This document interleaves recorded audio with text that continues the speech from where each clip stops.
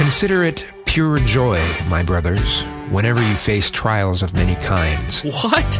Did I hear that right? Joy from trials? That sounds stupid. I mean, how can that even be in the Bible? Why would God say there could be joy in trials?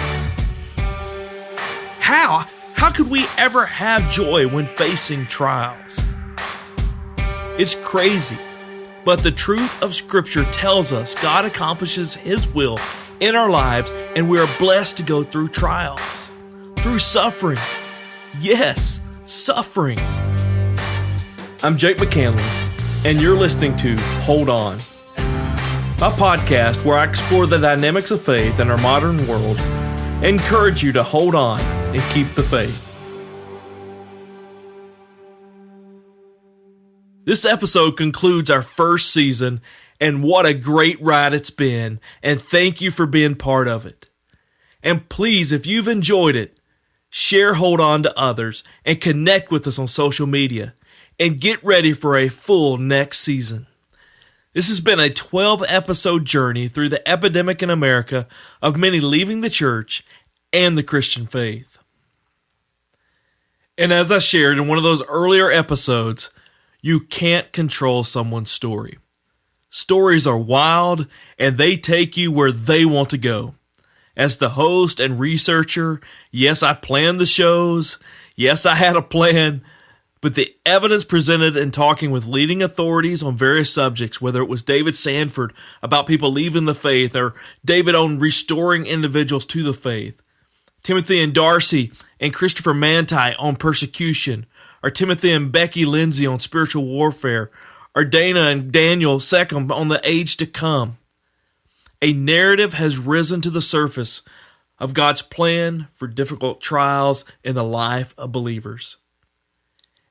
And then hearing powerful stories from Ronnie, Lauren, Evelyn, and Ralph, God has worked mightily in what would seem to be hopeless, unthinkable, and impossible situations. The full narrative that has risen out of these episodes has led to this final episode. One that wasn't planned, but in my conversation with Daniel Secomb in episode 11, I learned that the reward in the age to come does not make any sense apart from suffering. And then looking back at the previous episodes, all the way from the beginning, as David introduced us to the goal of robust faith, and then Ronnie, Laura, and Evelyn displayed such depth in their life. So I close this season, this plea, these 12 episodes of pleading with you to hold on. I conclude them with a conclusion from all the previous episodes. And that conclusion is, suffering is a purposeful and unavoidable part of the Christian life.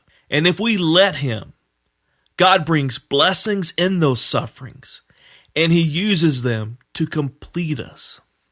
We began with a reading of James 1:2. And I was not stretching it when I said, doesn't that sound stupid? Because it really does. To sit there and say, hey, I'm happy, I have joy because I'm facing something difficult. My life stinks, this sucks, but I'm happy. That sounds crazy. That's crazy talk. But if we listen to the context there in James, just the following 2 verses, we see God's plan for that suffering. Consider it pure joy, my brothers, whenever you face trials of many kinds, because you know that the testing of your faith produces perseverance. Let perseverance finish its work, so that you may be mature and complete, not lacking anything. God accomplishes good in your trials. And I don't say that to say that every difficult thing, every trying thing, every tragedy you face, that God has brought that upon your life to accomplish something. But what I am saying, in those difficulties, instead of letting go of God, if we stick with Him, He works in us. And as I make that disclaimer, think about that passage we read in James. My mind goes to late 90s Cademan Call from the must-listen-to 40 Acres album. The song There You Go, few lines from it. It says, "There you go, working good for my bad. There you go, making robes from my rags. There you go, melting crowns from my calves. There you go, working good of all I have, till all I have is not that bad." Also takes me to a more recent song, a popular praise and worship song called "Blessed Be the Name of the Lord," where in the song there's a phrase that says, "You give and take away, God, give and take away. My heart will choose to say, Lord, blessed be your name." Whatever the trial is, if we give it to God, He will work in it, and He will work to our good if we stick it out with Him. So me and Daniel Secomb from Australia was recording our conversation that we had for episode 11. The purpose was to look at the age to come, to give the details of heaven, which was amazing, right? All the details that the Bible gives. And I planned this great episode to provide motivation, to encourage you as we just look at all the cool things that are coming in the age to come. And out of nowhere, he drops this bomb on me and shifts the conversation to suffering, and how that it's the suffering and difficulty in this life that makes the age to come even more sweeter.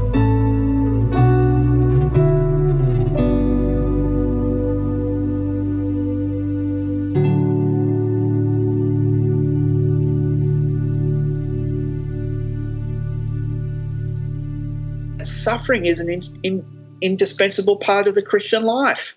Paul said that I might know Christ in the power of his resurrection and the fellowship of his sufferings, and it's through this that some of the greatest victories come about. And we need to understand this also as a principle, that to whom in which great glory and breakthrough comes, they must first drink a cup of suffering. The mother of the sons of Zebedee came to Jesus and she said, "Grant that my sons will sit at your right and your left." And Jesus said, "Listen, this is not for me to give, Can they drink the cup the cup of suffering that I'm going to drink?" And they kind of said with it without even thinking, "Oh, yes, yes." Jesus said, "Are you guys able to drink the cup of suffering? If you want to sit at my right and my left, there's a high price to pay for that. Are you prepared to pay that price?" This is what a lot of the people don't understand.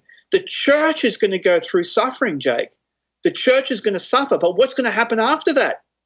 We will be reigning with him over the nations. Isn't that something to look forward to? Yeah, it is exciting. As with all the details of heaven and all that we talked about, the millennial kingdom, but that difficulty leading up to it, even to the form of persecution, even to the form of martyrdom, yeah, that doesn't sound too good. When you first get born again, it's like when a mother first finds out that she's pregnant, okay? Now, she's excited that a baby's coming. She's excited by that, but there's that nagging, niggling reality, that truth that she's going to have to go through a lot of suffering to get for that child to be born. This is the same attitude that we need to have, just like a pregnant woman. Yes, there's a baby coming, and there's great excitement coming with that baby, but there's going to be travail. That's a great analogy. With pregnancy, from seeing in my wife, and I know that you've seen with your wife and those that we care about as they've given birth, you go through this process where there's excitement learning about the pregnancy and that it's going to happen, that you're going to have a child, but then you have difficult times throughout that 9-month period, and then it gets extremely difficult there at the end. But as you said, then the child is born. And it is exciting. And I love that picture of just life in general, and especially that leading up to the age to come. As surprising as some of the details about the millennial kingdom may have been for you who are listening in, hearing that there's a purpose behind suffering, that suffering and being a Christian goes hand in hand, may seem odd to many of you, because it really is odd, especially here in America. It's odd for the West, and it's odd for the West in modern history, but America is a strange anomaly unlike Christianity has been throughout history, and unlike Christianity is throughout the world. Jesus warned that his followers would be hated, they would be persecuted, they would be martyred, they would be killed because of their following of him. And it happened.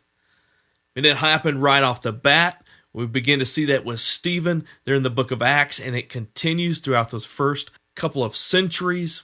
Then Christianity becomes legalized, but there is a continual pattern of persecution and Christians being killed and great difficulties coming upon their lives.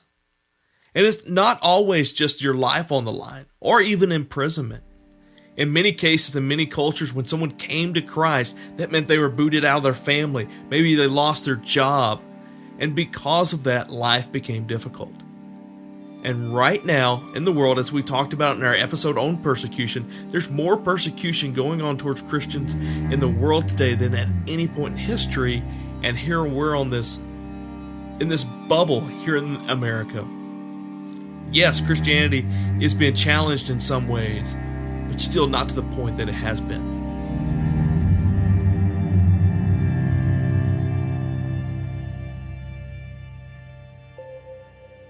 First Peter 4, 12 through 13, I think really hits us where we're at and how we need to transition our mind to understand the role that suffering has.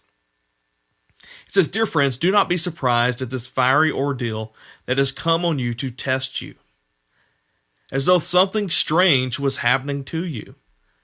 But rejoice inasmuch as you participate in the sufferings of Christ, so that you may be overjoyed when his glory is revealed." That phrase in verse 12, don't feel like something strange is happening to you. So Peter's writing to Jewish Christians that have been spread out from Jerusalem, who are living in new places and suffering trials, and he's telling them, hey, don't think this is strange. Jesus said this would happen. This is just part of the deal.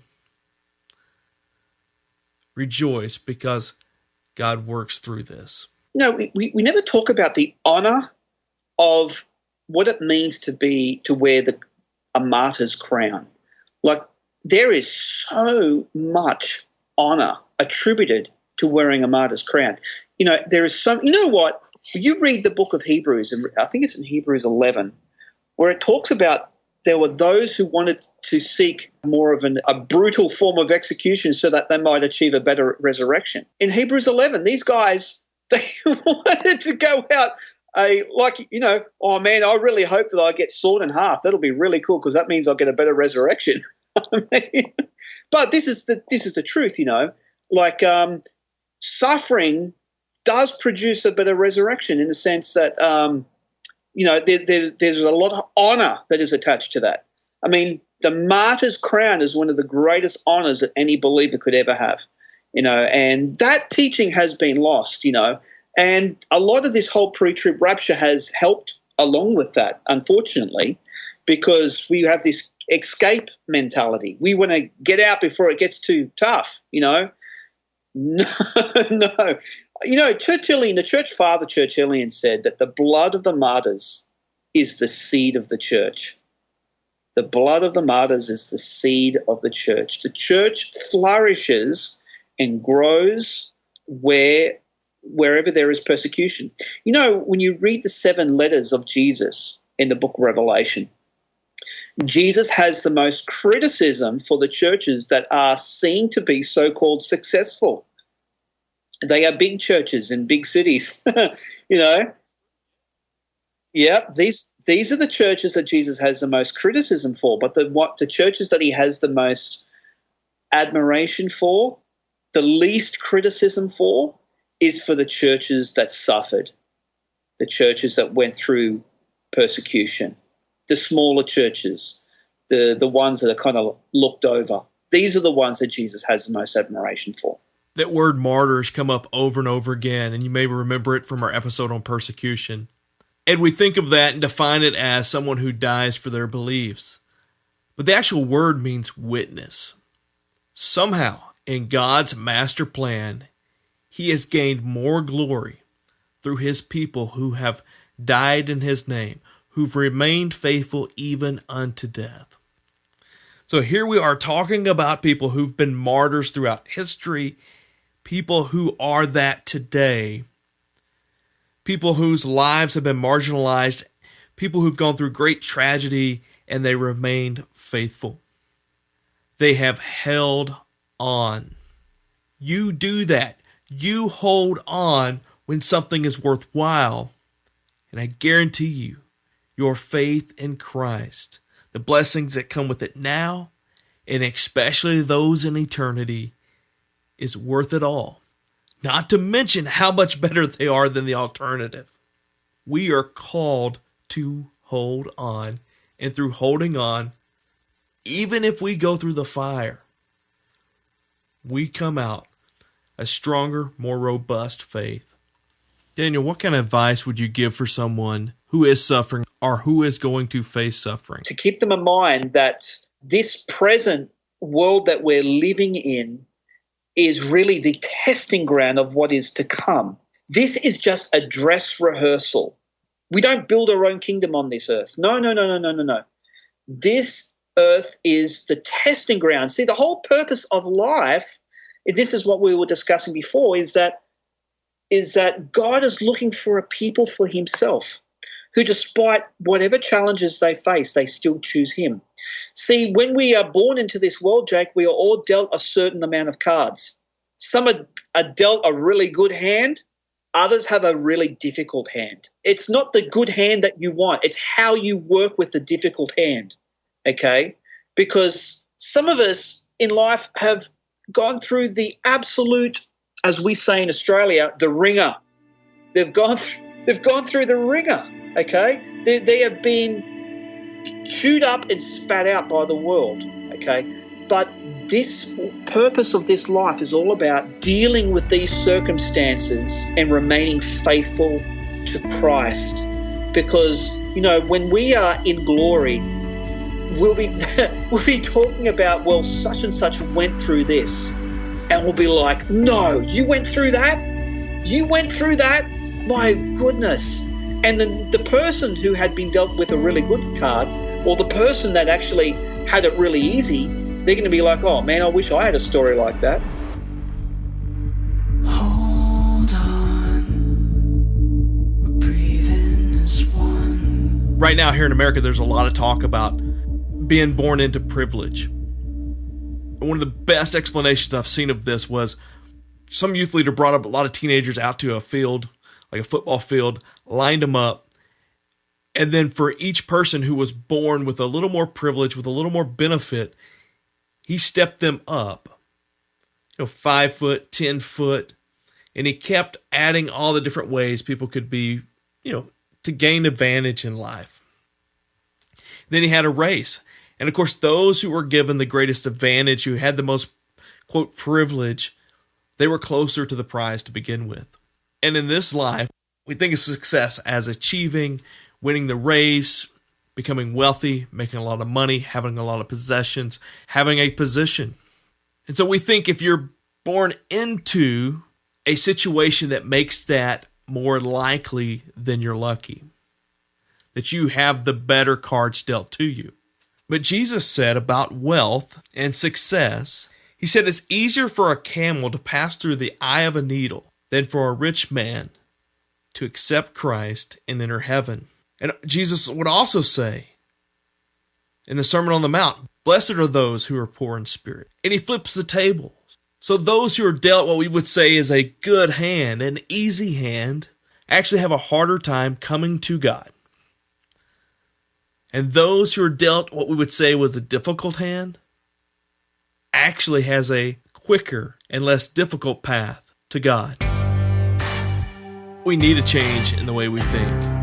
Because when things get hard, we split. We leave the church, we leave the faith. When instead, we should be clinging harder to God. So please, change your mind and hold on. Thank you for listening to Hold On, my podcast where I explore the dynamics of our faith in our modern world and encourage you to keep the faith. If you've enjoyed this episode and you feel that this could make an impact with someone in your life, please share it with them. Subscribe now to keep up with the latest episodes and visit holdonpodcast.com or find us on Facebook at Hold On Podcast or find me on Twitter and Instagram at StandFirmJake to find out more about how you can hold on.